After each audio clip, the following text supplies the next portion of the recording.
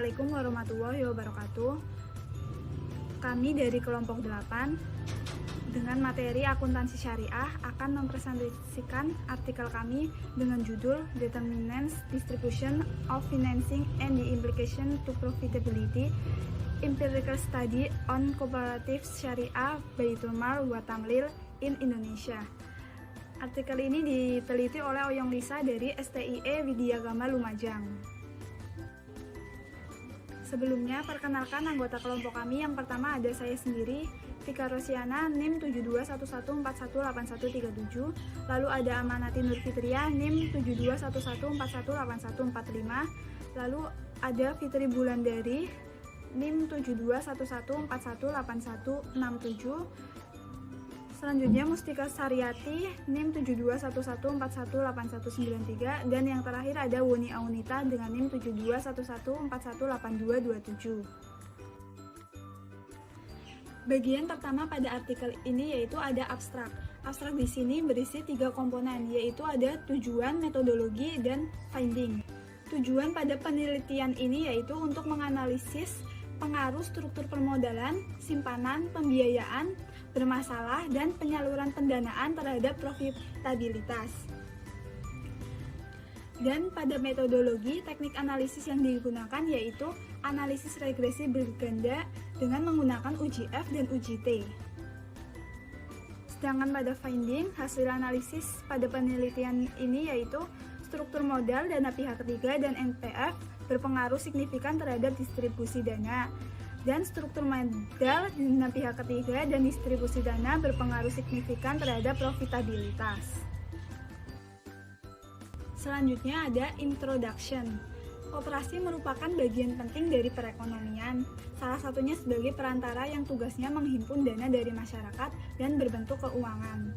Penyaluran dana memungkinkan masyarakat untuk melakukan investasi, distribusi, dan konsumsi barang dan jasa.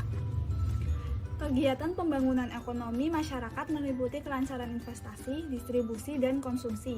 Pembiayaan kegiatan bank memang menghasilkan keuntungan, tetapi berisiko terbesar dalam koperasi juga berasal dari penyaluran dana.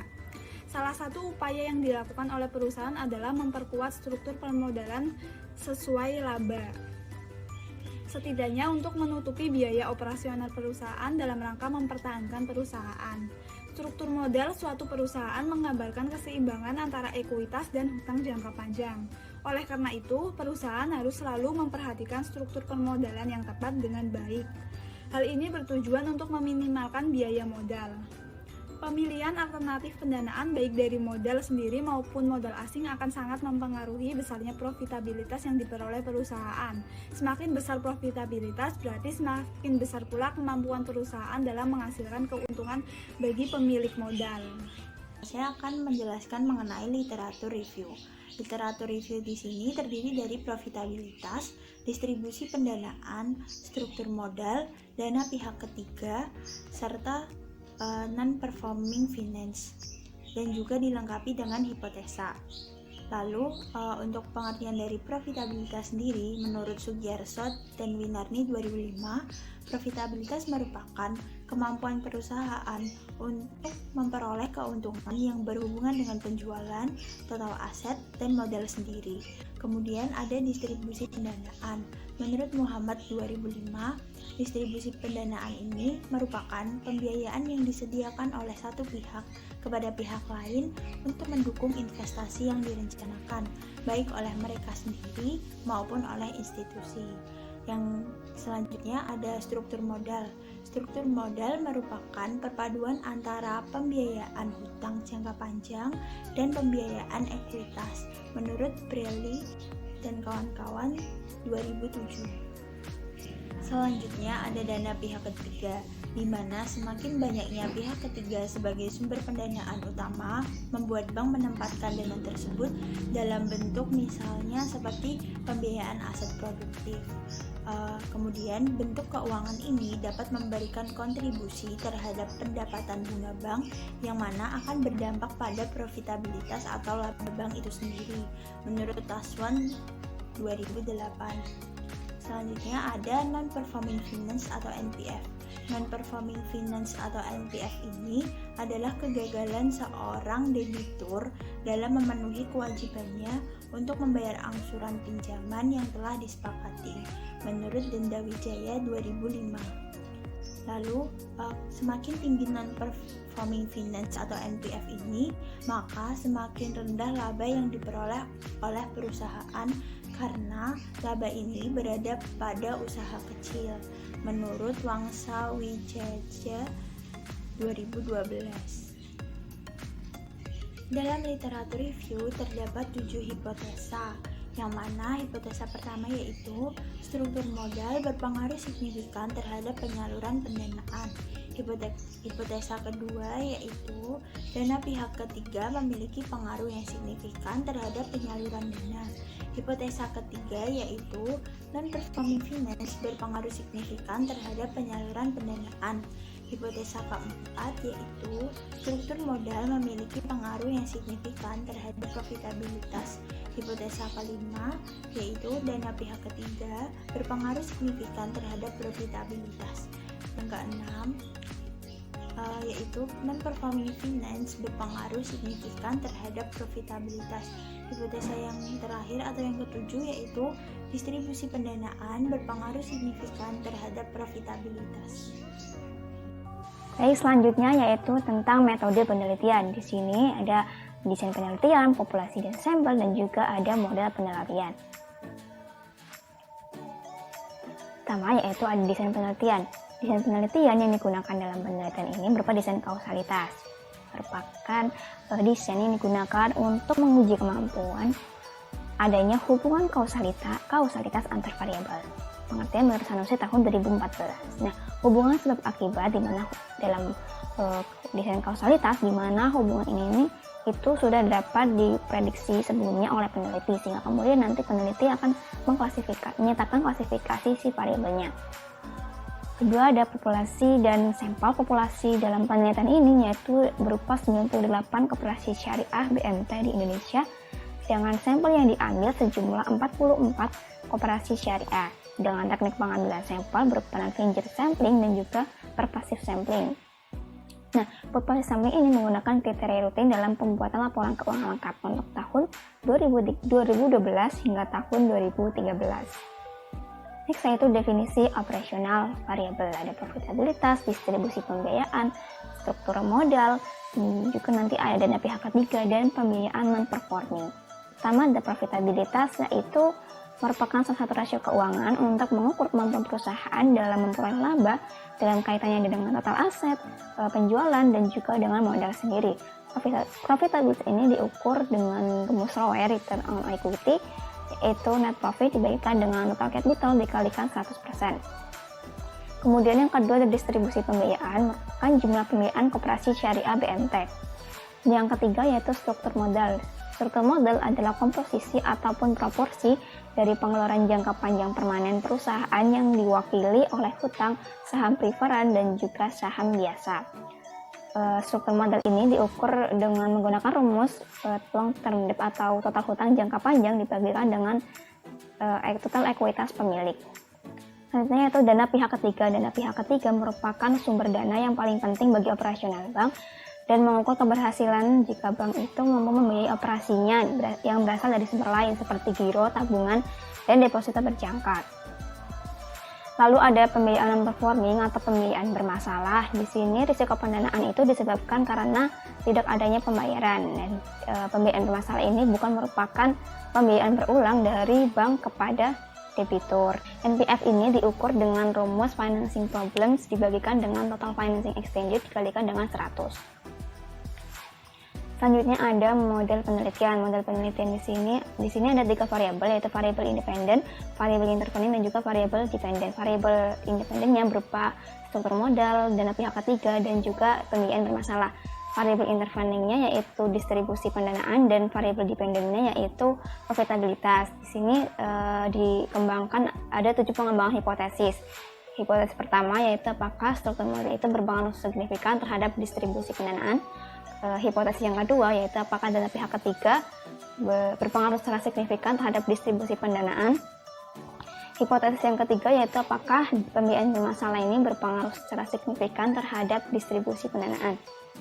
Selanjutnya, hipotesis keempat yaitu apakah struktur modal berpengaruh secara signifikan terhadap profitabilitas.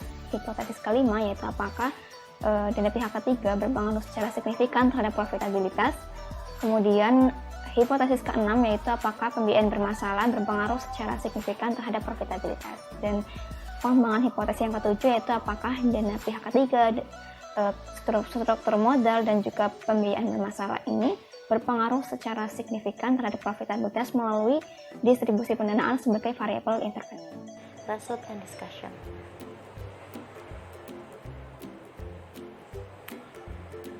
Yang pertama, pengaruh struktur modal, dana pihak ketiga, dan NPF terhadap penyaluran pembiayaan. Di sini sudah terdapat tabel yang tertera.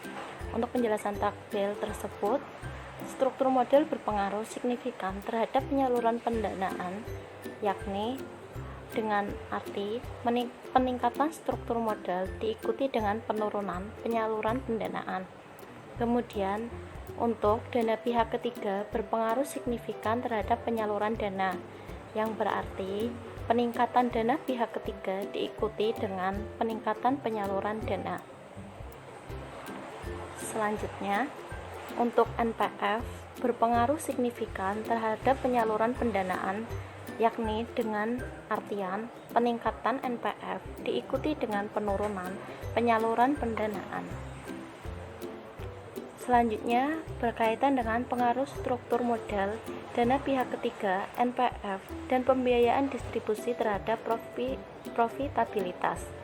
Untuk tabel sudah tertera pada PPT, yakni yang pertama, struktur modal berpengaruh signifikan terhadap profitabilitas, dengan artian peningkatan struktur modal diikuti dengan peningkatan profitabilitas. Untuk dana pihak ketiga berpengaruh signifikan terhadap profitabilitas, yakni dengan artian peningkatan dana pihak ketiga diikuti dengan peningkatan profitabilitas. Selanjutnya, untuk NPF tidak berpengaruh terhadap profitabilitas, yakni dengan maksud peningkatan ukuran perusahaan tidak berdampak pada penurunan profitabilitas. Selanjutnya, untuk pengaruh penyaluran pembiayaan signifikan terhadap profitabilitas penyaluran pembiayaan, yakni dengan artian peningkatan penyaluran pendanaan diikuti dengan peningkatan profitabilitas. Selanjutnya, berkaitan dengan pengaruh struktur modal terhadap penyaluran pendanaan. Di sini struktur permodalan berpengaruh signifikan terhadap penyaluran pembiayaan, yakni dengan maksud bagi koperasi untuk meningkatkan jumlah pembiayaan yang disalurkan kepada masyarakat. Kemudian, untuk struktur modal dapat meningkatkan profitabilitas perusahaan dan menunjukkan kinerja keuangan perusahaan dengan baik. Selanjutnya, pengaruh dana pihak ketiga terhadap distribusi pendanaan. Dana pihak ketiga berpengaruh positif dan signifikan terhadap penyaluran dana. Semakin banyak dana pihak ketiga yang bisa dihimpun koperasi syariah, maka semakin banyak pula pembiayaan yang harus dikeluarkan oleh koperasi tersebut. Selanjutnya, untuk poin yang kelima, yakni berkaitan dengan pengaruh NPF terhadap pembiayaan distribusi. Untuk NPF berpengaruh negatif dan signifikan terhadap penyaluran pendanaan, yakni berarti semakin rendah NPF maka semakin besar pula pembiayaan yang diberikan. Jadi di sini memiliki hubungan yang negatif. Kemudian selanjutnya, jumlah NPF yang besar di koperasi syariah membuat sulitnya penyaluran dana kepada masyarakat. Yang keenam yaitu ada pengaruh struktur modal terhadap profitabilitas. Nah, struktur modal itu berpengaruh signifikan terhadap profitabilitas. Nah, dalam penelitian ini, struktur modal itu kombinasi hutang dan ekuitas dalam struktur keuangan jangka panjang perusahaan. Nah, kombinasi yang tepat antara hutang dan ekuitas diharapkan dapat meningkatkan profitabilitas.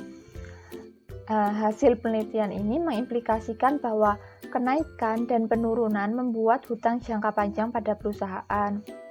Kemudian struktur modal perusahaan dapat mempengaruhi nilai laba bersih. Peningkatan ukuran hutang akan mempengaruhi laba perusahaan yang mencerminkan kemampuan perusahaan dalam memenuhi semua kewajiban. Yang ketujuh yaitu pengaruh dana pihak ketiga terhadap profitabilitas. Nah, dana pihak ketiga ini berpengaruh signifikan terhadap profitabilitas.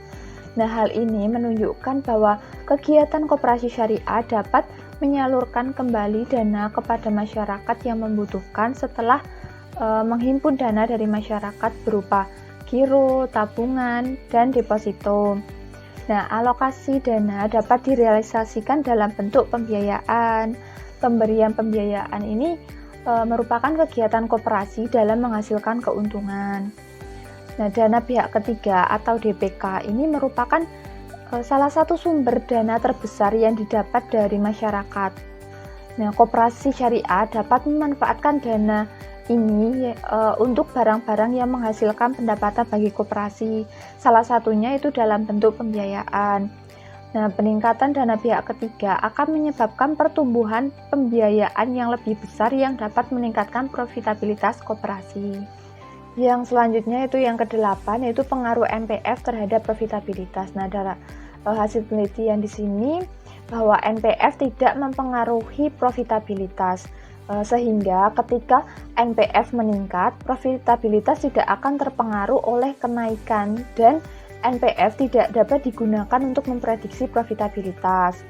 Nah, hal ini terjadi karena kelalaian debitur atau masalah lain yang berada di luar kendali debitur. Nah, jadi jika NPF menunjukkan peningkatan yang sangat tinggi, maka tingkat kesehatan koperasi syariah akan menurunkan nilai aset yang dimilikinya. Nah, sehingga koperasi syariah harus selalu menjaga penyaluran pembiayaannya agar tidak masuk ke pembiayaan bermasalah atau NPF. Nah, yang selanjutnya yaitu yang terakhir yaitu pengaruh distribusi pembiayaan terhadap profitabilitas.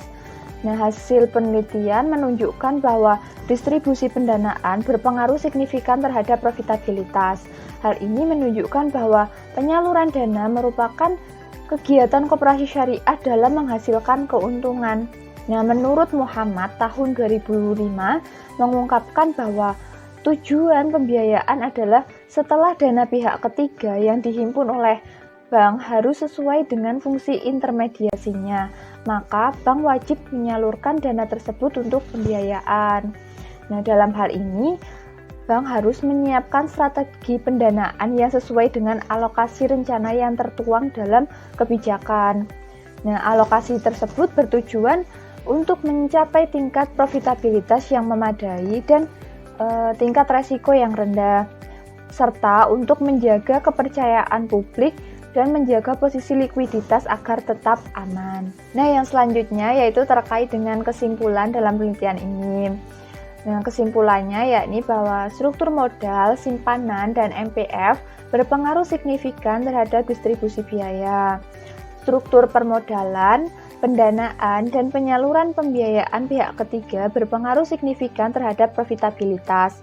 Nah, hal ini menunjukkan bahwa besarnya penyaluran kredit ditentukan oleh besarnya struktur permodalan dana pihak ketiga dan NPF. Oleh karena itu, koperasi syariah perlu menetapkan target khusus mengenai besaran debt to equity. Nah, semakin besar dana pihak ketiga yang diterima akan meningkatkan peran koperasi syariah dalam menyalurkan dana kepada mereka yang kekurangan dana. Penyaluran dana ini berdampak pada peningkatan profitabilitas. Dan selanjutnya, MPF tidak berpengaruh terhadap profitabilitas. Nah, oleh karena itu, untuk meningkatkan profitabilitas, koperasi syariah harus memiliki strategi guna mendorong peningkatan NPF dengan lebih selektif dalam menilai calon debitur yang akan menerima pembiayaan dan meningkatkan sumber daya manusia yang kompeten di penyediaan pembiayaan kepada pelanggan. Nah, penyaluran pembiayaan perlu dijaga agar koperasi syariah memperoleh retur yang mampu menutupi kerugian pembiayaan bermasalah. Kemudian, koperasi harus menjaga profitabilitas yang tinggi. karena mereka dapat membiayai sebagian besar kebutuhannya dengan laba ditahan yang dapat mengurangi ketergantungan pada keuangan eksternal dalam kegiatan bisnis. Selanjutnya, telaah artikel menurut kelompok kami. Yang pertama ada telaah abstrak. Abstrak pada artikel ini menurut kelompok kami tidak menjelaskan populasi dan cara pengambilan sampel. Lalu hasil penelitian juga kurang lengkap, dan abstrak juga tidak menjelaskan originality pada penelitian. Namun, abstrak pada penelitian ini mampu menggambarkan seluruh isi dan kesimpulan artikel. Selanjutnya, telaah introduction. Introduction pada artikel ini belum menjelaskan fenomena gap, populasi, sampel, dan alasan pemilihan sampel, serta originalitas penelitian. Research gap sudah ada namun sangat terbatas. Namun, introduction pada penelitian ini sudah mampu menggambarkan isi dan kesimpulan dari keseluruhan artikel. Selanjutnya ada telaah literatur. Pada artikel ini, literatur review untuk setiap variabelnya sudah cukup jelas, di mana terdapat pengertian dari peneliti terdahulu, dan juga pada literatur reviewnya terdapat hipotesa yang mencakup seluruh variabel yang dicantumkan pada artikel ini. Telaah metode penelitian. Menurut kelompok kami, desain penelitian di sini sudah dijelaskan secara baik dan juga secara ringkas. Populasi dan sampel. Menurut kami, kriteria purpose sampling dalam penelitian ini itu masih belum dijelaskan secara rinci. Sebenarnya kriterianya sendiri itu sudah dijelaskan, yaitu kriteria rutin dalam pembuatan laporan keuangan lengkap. Tapi di sini sepertinya perlu untuk dijelaskan lebih rinci lagi agar pembaca pun lebih paham. Selanjutnya untuk definisi operasional variabel di sini sudah cukup dijelaskan dan mudah dipahami, tapi masih secara sederhana. Untuk model penelitiannya sendiri itu sudah sangat jelas. Dan secara keseluruhan, metode penelitian di sini sudah baik dan mudah untuk dipahami. Result and discussion. Menurut kelompok kami, pada bagian result and discussion dijelaskan secara rinci dengan menggunakan analisis regresi untuk pengaruh struktur modal dana pihak ketiga dan NPF terhadap penyaluran pembiayaan, serta pengaruh struktur modal dana pihak ketiga, NPF, dan pembiayaan distribusi terhadap profitabilitas. Jadi pada kedua bagian tersebut, untuk penjelasan pengaruh-pengaruh tersebut sudah dijelaskan secara rinci, yakni pada artikel sudah terdapat tabel-tabel untuk menganalisis dengan menggunakan analisis regresi. Nah, untuk telaah yang selanjutnya yaitu masih terkait dengan hasil dan diskusi, yaitu pada pengaruh struktur modal terhadap profitabilitas, pengaruh dana pihak ketiga terhadap profitabilitas, pengaruh NPF terhadap profitabilitas, dan pengaruh distribusi pembiayaan terhadap profitabilitas. Ini hanya dijelaskan dengan menggunakan teori yang ada. Jadi penjelasannya tidak terlalu rinci atau hanya secara singkat karena tidak ditunjukkan atau tidak dibuat tabel untuk menganalisis secara rincinya. Nah, yang selanjutnya yaitu telaah terkait kesimpulan. Nah, kesimpulan dalam penelitian ini, hasil penelitian itu telah disajikan dengan sangat jelas. Telaah artikel secara umum menurut kelompok kami yaitu yang pertama, tata bahasa yang digunakan dalam artikel ini cukup mudah untuk dipahami karena dibuat dan ditulis oleh orang Indonesia. Yang kedua, pembahasan dalam penelitian lumayan kompleks karena terdapat 7 pengembangan hipotesis dengan adanya variabel intervening. Yang ketiga, melalui banyaknya hipotesis ini membuat model penelitian menjadi cukup rumit. Yang keempat, sistematika penulisan pada artikel ini sudah tersusun dengan baik dan jelas, mulai dari judul penelitian, nama penulis, abstrak yang berisi konteks, tujuan penelitian, pengaturan dan desain, bahan dan metode, analisis statistik, hasil, kesimpulan, dan kata kunci yang sudah sesuai dengan standar penulisan sebuah penelitian. Dan yang kelima, penulis tidak mencantumkan saran dalam artikel, karena penulis itu belum ada memberikan saran sehingga artikel ini belum memberikan saran untuk penelitian yang akan datang itu alangkah baiknya seperti apa. Jadi apabila terdapat saran mungkin di sini akan menjadi pertimbangan bagi penelitian selanjutnya.